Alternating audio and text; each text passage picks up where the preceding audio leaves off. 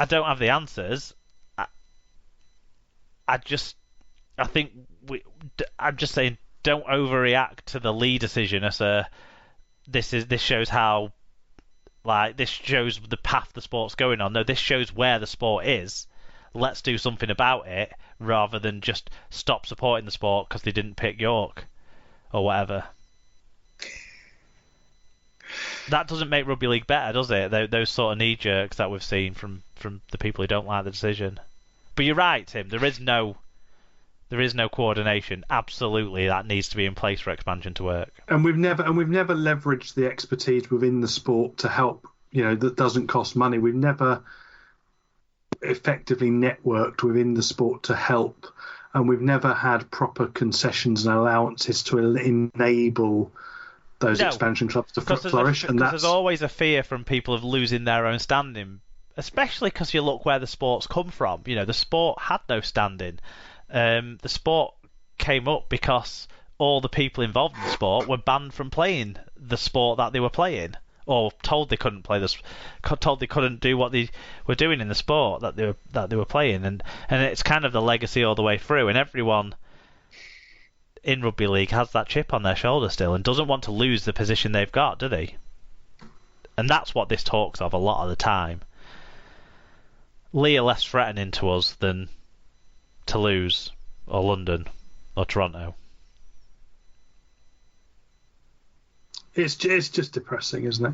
We've now got two teams in the same town playing in the same home shirt, and two teams in the same city playing in the same away shirt next year. That's actually no, because we're going to play in the Salford shirt, aren't they? I forgot. Right, let's move on to a more positive angle out of the last week.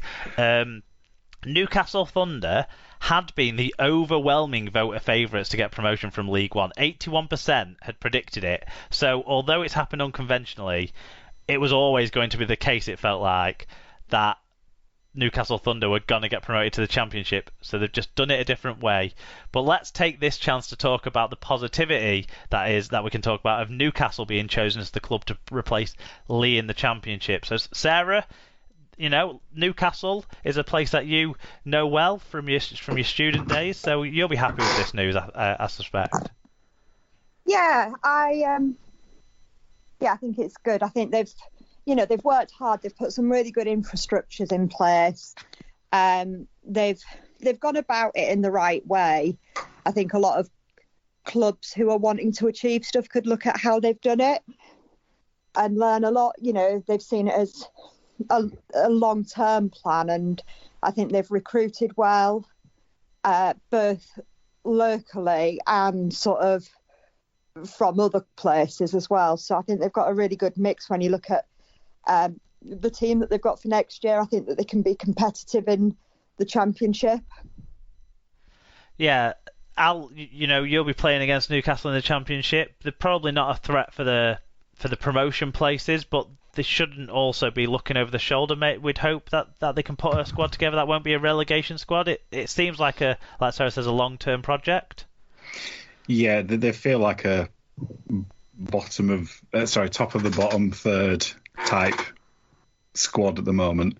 I think, I think this is an interesting juxtaposition with the Leigh decision, because I think almost everybody, unless you supported one of the other applicants, were happy that Newcastle got promoted. Yeah. It felt like a very positive decision.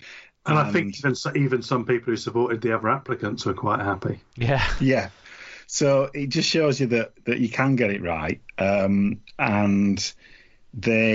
Newcastle make the Championship better next year, in the sense that I'll look at the geographical spread of the Championship. I'll look at all those kind of things and I go, this is the league that Super League might want to be in terms of the geographical spread, not necessarily playing quality. But there's a lot of positive things I think about the Championship next year, and I'm not just saying that because we're in it next year. I think there are positives. There is some sort of element of coordination and planning in this as well, isn't there, Tim? We're just criticising how it doesn't properly exist, and it doesn't really exist with how the Newcastle club has been brought up, but off the back of their rebrand to Newcastle, moving the Magic Weekend to Newcastle, playing some key World Cup games up in the northeast. There is some strategicness here, and also it's a recognition of what Newcastle are doing, not just with a decent ownership structure that has a long-term plan, but also they do have community outreach, don't they? They are seeing players from their own development area now making their first team. Yeah, they've basically taken on the running of the game in the area, which I think is what clubs need to do. And they run that club, run the wider game in that region, all working towards a single purpose. And I think that's a model that London as an area needs to follow. Yeah, definitely. So it's a thumbs up all round from us on Newcastle being chosen ahead of the other potential applicants: Barrow, Workington, Rochdale, and was that it? Doncaster. Doncaster were the ones who missed out, weren't they? There, but a more palatable decision. Right, let's move into the say whats, because this is the last part of the show, the last part of the year, and a little bit of fun, especially after the heated nature of how we all feel about the Super League 12th place position and the emotions that's got. This stirs different emotions. So some of the say whats that one way or another actually aged quite well. So before this season started, Neil McEwen predicted that Toronto would be relegated. James McCracken and Nick Oakley both predicted that Sonny Bill was going to be a flop. I think it's fair to say that Toronto have not been relegated, but they're not in the division anymore, and Sonny Bill didn't make as much of an impact as he would have hoped for in his games. Karsten predicted that Sonny Bill Williams will only play 5 games, and in fact Sonny Bill Williams played exactly 5 games for the Wolfpack. No, because all their records were expunged, so didn't play any. I'm a member of the Rugby League Records Club, and they've said that all of the matches. I bet that's a fun meeting. Yes, it's just emails, to be honest, but all of the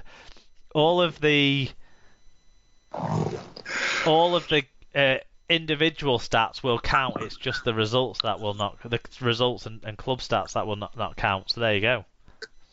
But either way, he still played in 5 games, and Karsten still predicted it right. So every credit to Karsten on that one.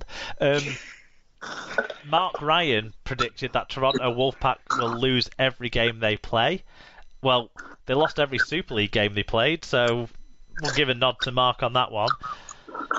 And Randall McEwen predicted that no team will dominate and rookies will steal the spotlight. And I think with 3 different trophy winners and so many young players getting their debuts this year, and also the young kid Wellesby coming up with a crucial play at the end of the season, I think this was a pretty good prediction, weren't it, from Randall? Yeah, I like that one. And one that I don't think... Sorry, go on, Sarah. I was just going to say, we kept saying, didn't we, once matches started again, that squad rotation was going to be key. And I mean, even like Jerkata playing, he's somebody that we didn't think would get a look in. And I think that there's players like that at all the clubs, aren't there? Yeah, definitely. And like all the clubs can look at like some young players and think there's a future here. Salford maybe are the only ones that can't, but the rest of them have got young players can look at that.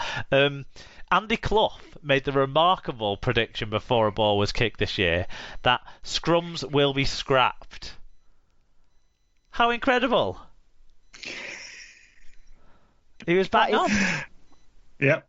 We actually got a message about this in the week. Has it been confirmed whether scrums will be in place in 2021 or not yet? Have we made a definitive? Do you know? I was just about to ask that question. The latest thing I saw from a community perspective was that everything would stay as it was until at least April.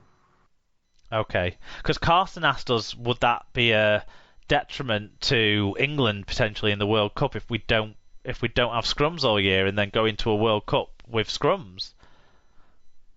Well, and the other rules that are happening in Australia, the 40-metre drop goal and all the other shenanigans. Well, they brought in one of the rules that we brought in to remove scrums, haven't they? About it's just a handover if the ball goes dead or goes out on sort of the pitch. But yeah, Joshua will be so gutted if scrums get ruled out, because they've only just started playing scrums, and they're his favourite thing because he says all the forwards complain and he just gets to stand there. But I mean, we don't know definitively on that. I don't think it'd be a huge issue. I mean, maybe it'd be better because players might push in the scrums from England because they'll be so excited to get the chance to have one again. Come World Cup time, maybe. Who knows? There was a few predictions that didn't. Some of the say whats, as we would expect. Some of them won't age well. Pete from Al said Sonny Bill to inflict more bruises than any other player. I think the bruises to Sonny Bill's own ego after his 3 knock-ons in 3 touches of the ball on his debut might be where that was. Sandy Shipley, and she wasn't the only one, poor Sandy, who went for Wolfpack for the treble. Although when she made the prediction back in January, she did put a laughing face emoji and a hands up emoji. So I think she knew that she was on for a stretch there, did Sandy. St David made the prediction that Castleford would fold mid-season and Fatboy Rob would become a Leeds fan. I mean, we knew that was never going to age well, but it hasn't come to fruition. Yeah, well, to be fair, Cass probably came quite close at some points this year. Yeah, as did everybody else. Andy Curry said, happy, positive fans, bigger crowds, more money coming into the game, better media coverage, improved facilities at major events, continued growth in overseas markets, or am I in fecking dreamland? Well, bigger crowds? No. Well, to be honest, yes. That in terms of facilities, there's been no overcrowding for the toilets, no long queues at the burger joints. No one's caught anything from Cass. We've never quite had a light show like that at a grand final either, I don't think. So maybe that's a tick in the major events box. Media coverage, I don't think it got worse. I think that's... Well, I don't know. I mean, we've had probably more coverage on BBC Breakfast than we've ever had before. I mean, yeah, thanks to Kevin Sinfield. Yeah, but it's still Burrow, coverage relating to the game. Yeah, true. And then Ian Gatwood, and this is particularly prescient given the conversation we were just having a few minutes ago. Ian Gatwood's prediction was that we actually have a season without any off-field controversies. I think a week would be a high ask, wouldn't it? What a dream, eh? Yeah, and Tom Eckley made one that obviously has aged even worse in the last 2 to 3 weeks than it had already aged. But Kevin Sinfield to be held accountable for contributing to a struggling Leeds and Great Britain setup. I mean, we've already taken the chance earlier to talk about Kevin Sinfield's charity work. Do you know, if you would have told me 12 months ago that I'd end up having a Kevin Sinfield mug, I wouldn't have believed you. But there we go. Ordered from the terrace last week, and it arrived on Saturday morning. Well, listening to a couple of episodes ago of 4020 Live, where they had Phil Kaplan and Danica Prim talking about Kevin Sinfield, and if you'd have told me that, I wouldn't immediately turn off 2 Leeds fans banging on about how great Kevin Sinfield was. And actually, in total opposite, I wanted to listen to it. It was making me very emotional and proud. What a strange year it's been. Disastrous stuff. One that was both awful but oh so close to genius at the same time. Phil, who's a Leeds fan, made the prediction before the start of the season that Toronto would win the treble. Or Luke Gale would score the winning drop goal at Wembley for the Leeds Rhinos and take his hairpiece off to reveal a bald head. I mean, he kicked the winning drop goal at Wembley for the Leeds Rhinos. Yeah. It's not bad. It's not bad. Yeah. Half marks. And then one that started really, really well. But after that, I think we're never going to quite know. Or you could argue that he got it spot on. Because Paul Pincher predicted that Toronto would lose the first 6 games of the season and then go on an unbeaten streak. And technically, they lost their first 6 games of the season and then went on an unbeaten streak because they won their final game of the season against Huddersfield in the Cup. So Paul Pincher's spot on, isn't he? Yeah, it's sure